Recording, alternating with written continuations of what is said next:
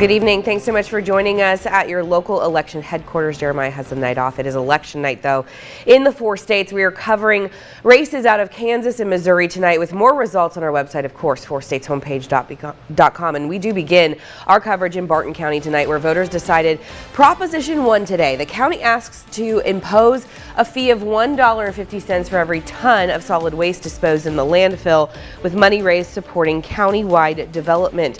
Residents approve the proposal with more than 1,100 yes votes. Also in Barton County, a use tax on the ballot in the same amount as the local sales tax to support the ambulance district. The measure fails, with 51% of voters saying no. Moving into the city of Lamar, Proposition 1 asking voters to increase the general sales tax by 0.5% to upgrade and maintain the city pool. That measure succeeds tonight. 340 voters saying yes to the proposition. The rest of our races for tonight are over in Kansas. Starting in Allen County, a hospital sales tax question. If approved, the county would impose a 0.25% sales tax to finance facilities and services at the Allen County Regional Hospital. Voters approve the measure with more than 1,200 yes votes, nearly 1,300. We head over to Cherokee County now for a couple mayoral races. The first, Galena, deciding between Joshua Davis and current Mayor Ashley Qualls-Groves, with 170 votes in her favor. Qualls-Groves does retain the seat. That second race for mayor in Baxter Springs tonight, Casey Shaw facing off against incumbent Kelly Abbott. Abbott defeats Shaw with 52% of voter support. The city of Parsons posing a sales tax question to residents today. If approved, the city would levy a 0.5% sales tax in order to reduce property taxes within the city starting January 1st of 2027. Voters so far approving this measure, with 13% of precincts reporting not everyone is in yet. Columbus voters chose several new school board members at the polls today.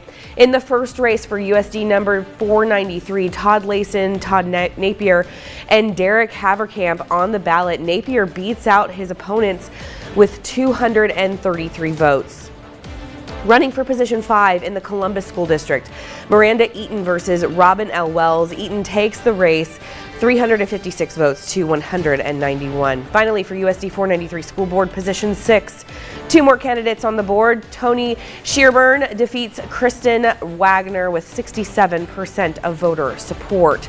Now let's move into Crawford County, where the city of Pittsburgh had a race for city commissioners at large. Voters were asked to pick 3. Stu Height, Cheryl L. Brooks, and DJ Perry, all winning those seats tonight. They beat out a roster of 6 candidates on the ballot today. Another packed race in Pittsburgh, this time for USD 250 School Board. 3 open seats up for grabs. Leading so far, Mickey Painter, JJ Carlinger, and Emily George. Those results could change as more precincts report their numbers. And over in Girard, voters deciding 2 council seats today. In the first ward, Lanessa J. Arthur running against Morgan Eugene Johnson. Voters favoring Johnson with 68% of the vote. And in Girard's ward, 3rd ward, that is, 3 candidates running for city council with razor-thin margins. John K. Lee beats out Anthony Scholes and Tony Asquith to take the seat. In the last big race in Girard, mayor, 4 candidates going head-to-head today with more than 300 votes. Nicholas Cheney defeating James Scholes, Casey Brown, and Charles L. Casasa. In Frontenac, 2 council seats on the ballot. Mark McCauley running against Joshua C. Dye in the first ward. McCauley takes the win with 72% of voter support.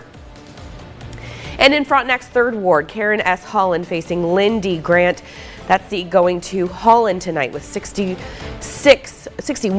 votes, but 66% of the votes. And finally in Frontenac, 3 seats on the USD 249 School Board up for grabs. Voters throwing their support behind Lindsay Smith, Matt Frankenberry, and Scott Kunchik.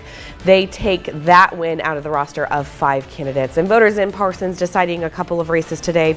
First, city commissioners, 3 candidates elected from a pool of 4. Eric Strait, Leland G. Crooks, and Verlin W. Bollinger with win over 1 other candidate. Also in Parsons, USD 503 school board members. Voters choosing 3 candidates today, winning those seats tonight. Dennis K. Dodd, Julie Legler, and Jeffrey J. Curran.